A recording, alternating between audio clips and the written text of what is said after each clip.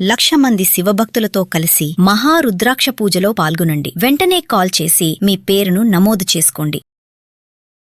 నమస్తే, welcome back to Suman TV. Present మనతో పాటున్నారు analyst మందర కృష్ణారెడ్డి గారు. నమస్తే సార్. నమస్తే అమ్మా.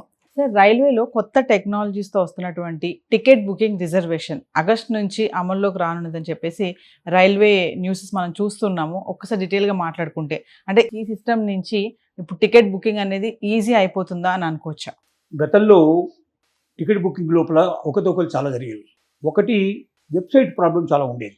దాన్ని ఓపెన్ చేయగానే చాలాసార్లు కాన్స్టెంట్గా ఉండకపోవడం, కొన్ని గంటల పాటు పనిచేయకపోవడం, ఓవర్లోడ్తో ఉండేది. ఎందుకంటే లక్షల మంది దానికోసం ప్రయత్నాలు చేస్తారు కాబట్టి దాన్ని మొదట్లోనే ఆ వెబ్సైట్ తయారు చేయడంలోనే కొన్ని అవకతవకలు జరిగాయి. ఇప్పుడు రైల్ వన్ అనేటువంటి ఒక వెబ్సైట్ని క్రియేట్ చేశారు.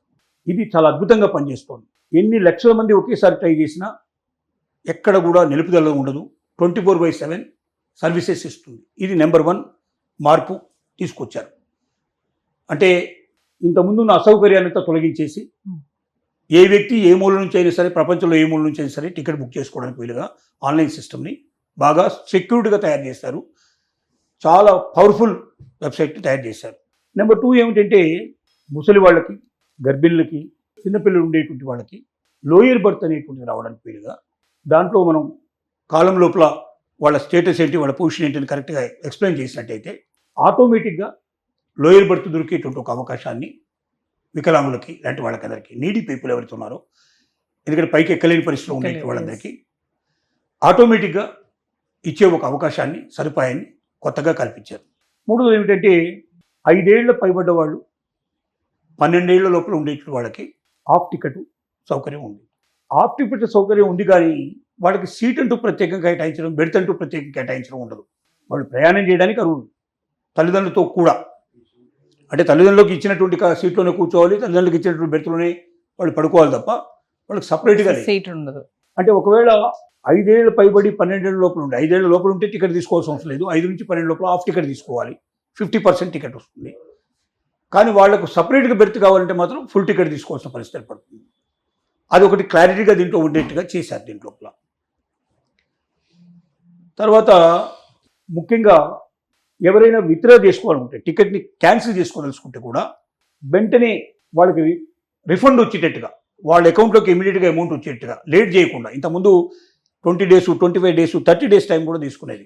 తర్వాత ఇది ఎట్లా ఉంటుందంటే, ఒకరోజు ముందు క్యాన్సిల్ చేసుకుంటే ఇంత అని, 24-48 hours ముందర అయితే, ఒకవేళ 24 hours లోపల చేసుకుంటే ఇంత అని, ట్రైన్ బయలుదేరేటప్పుడు పోయే ముందర ఇంత అని ఉంటుంది. ట్రైన్ బయలుదేరిన తర్వాత అది క్యాన్సిల్ చేసుకునే అవకాశం లేదు. వాటికి చాలా స్పష్టత ఇస్తూ క్యాన్సిలేషన్ కూడా చాలా సులభతరం చేశారు. ఇమీడియట్ అకౌంట్లోకి డబ్బులు బదిలీ అయ్యేటట్టుగా చేశారు. ఇది చాలా కోట్ల రూపాయలు ప్రజాధనాన్ని వాళ్ళ అకౌంట్లోకి ఎప్పటికప్పుడు తీసుకొచ్చే పద్ధతులు ఏర్పాటు చేశారు.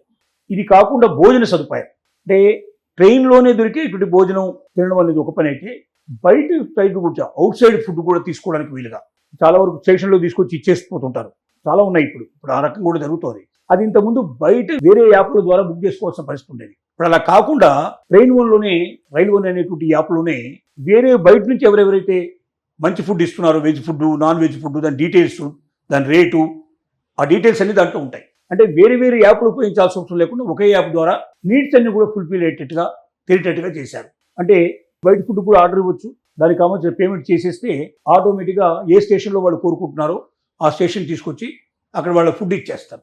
అది ట్రైన్కి సంబంధించిన వాళ్ళు కారు, వాళ్ళు బయట వాళ్ళే. ఆ బయట యాప్లను కూడా తీసుకొచ్చి దీంట్లో ఇంక్లూడ్ చేశారు. చేయడం వల్ల ఏమైందంటే, ఒకటే యాప్ ద్వారా మన ప్రయోజనాలన్నీ నెరవేరేటట్టుగా చేశారు. అలాగే కూలీలు, తర్వాత ముఖ్యంగా ఎవరికైతే వీల్ చైర్ లాంటివి అవసరం ఉంటాయో, ఇవన్నీ కూడా ముందుగానే మెన్షన్ చేసేటువంటి పద్ధతి ఈ యాప్లో తీసుకొచ్చారు. అంటే మానవ అవసరాలు ఏమున్నాయో వాటన్నిటికీ వేరువేరుగా గతం లోపల ఉన్న పరిస్థితుల కన్నా, తర్వాత స్టేషన్లో దిగిన తర్వాత వెతుక్కునేటువంటి పరిస్థితుల కన్నా ఎక్కడా లేకుండా ఒక యాప్ ద్వారానే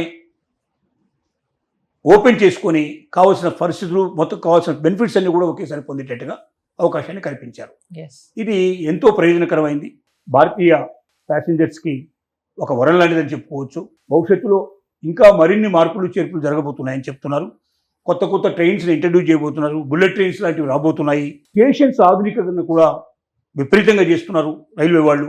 ఒక విమానాశ్రయం ఎలా ఉంటుందో ఆ పద్ధతిలో రైల్వే స్టేషన్స్ కూడా ఉండేటట్టుగా ఏర్పాటు చేస్తున్నారు. రైల్వే స్టేషన్లోనే కావాలనుకుంటే వాళ్ళు ఉండడానికి కూడా హోటల్స్, పెద్ద పెద్ద హోటల్స్లో ఉండేటువంటి సౌకర్యాలను ఇక్కడ కల్పించి ఆ హోటల్స్ బిల్లు లోపల నాట్ ఈవెన్ 50% లేకుండా చాలా తక్కువ ధరకి ప్యాసింజర్కి ఇచ్చేటువంటి ఏర్పాటు చేస్తున్నారు. భూతల స్వర్గంలాగా ఉండేట్టుగా తయారు చేస్తున్నారు. కోటాను కోట్ల రూపాయలు దీంట్లో వెచ్చిస్తున్నారు. ఇండియన్ రైల్వే రంగం ప్యాసింజర్స్ కోసమని అనుసరిస్తున్న విధానాలు ఒక రోజుకి కొన్ని కిలోమీటర్ల చొప్పున కొత్త కొత్త మార్గాలు నిర్మించడం, ఉన్న మార్గాల్ని పటిష్టం చేయడం, 300 కిలోమీటర్లు వేగం, ఒక గంటకు 300 కిలోమీటర్ల వేగం వచ్చేటువంటి రైళ్లను కూడా ప్రవేశపెట్టడం, ఇవన్నీ కూడా ఒక నూతన శకానికి నాంది అని చెప్పక తప్పదు. Thank you sir.